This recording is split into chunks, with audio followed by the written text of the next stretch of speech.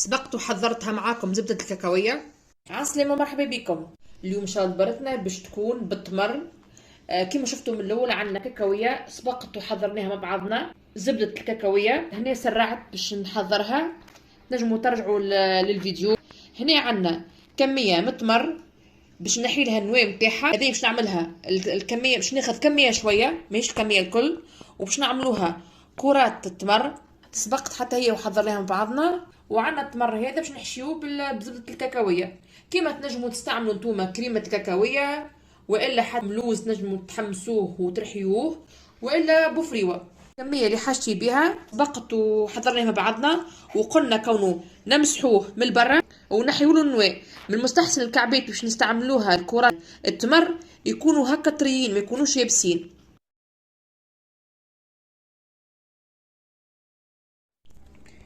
لهنا النواة هذا ماناش نلوحوه باش نستحقوله في حاجه. لهنا عندنا النواة متاع التمر غسلناه هكايا ونستقطروه مرتين ثلاثه باش كيما تشوفوا هكذايا نحيوه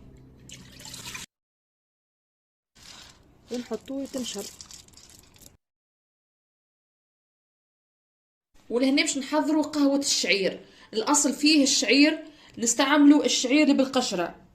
هذا هو الشعير بالقشرة. اللي كنا نعرفوه ونعملوه بسيسة الشعير. لهنا أنا ما عنديش، عندي الشعير هذا باش نولي نتحمسه ونعمل بيه القهوة متاعي. انتوما كان عندكم الشعير بالقشرة هذاك أحسن وخير. عندنا رطل من كمية الشعير 200 جرام النواة متاع التمر. ولهنا عنا 100 جرام الحمص البلدي. الحمص العادي متاعنا اللي نعملوا به اللي نعملوا به القهوه متاعنا. لفحات، قرفه، هيل، شويه قرنفل وقشور برقدان. ناخذوا هذوما الكل ونحمسوهم ونقعدوا نعرجوها حتى لين تتحول اللون متاعها بني. بالطبيعة ما نخليهمش حتى يوصلوا يتحرقوا.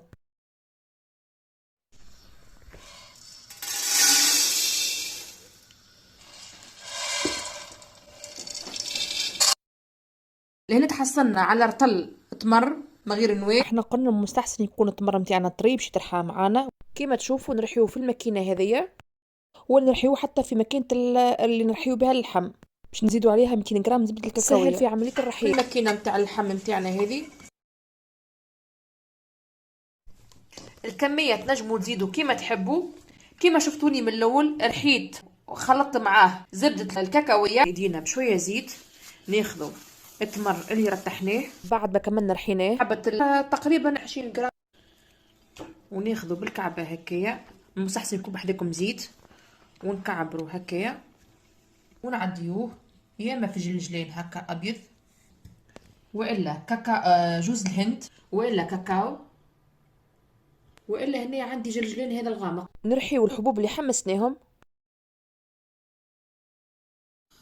هذه باش نحشيوها ونكملوا التمر متاعنا بالطريقه هذه. لهنا عندنا زبده الكاكاويه نلموها بجوز الهند ونخلطوها. ناخذوا كعبه التمر متاعنا ونعبيوها بزبده الكاكاويه هكايا.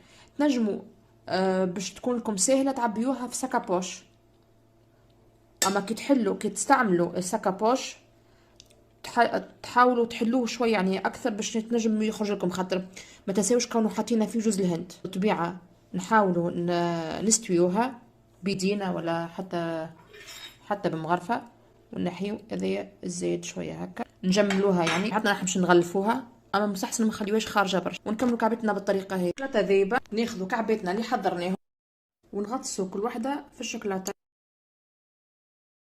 نحطوها من بعد على تيلة هكا حديدة باش تنجم تشيح. ونكملوا بالطريقة هذيا. بتخرجوها تحاولوا تعملوا لها هكايا هكاك باش ما تقطرش معاكم. وهذه دبرتنا اليوم، ان شاء الله تجربوها وتعجبكم. ما بقى كان نقول لكم في دبار اخرى، وبسلامه وصحه قهوتكم.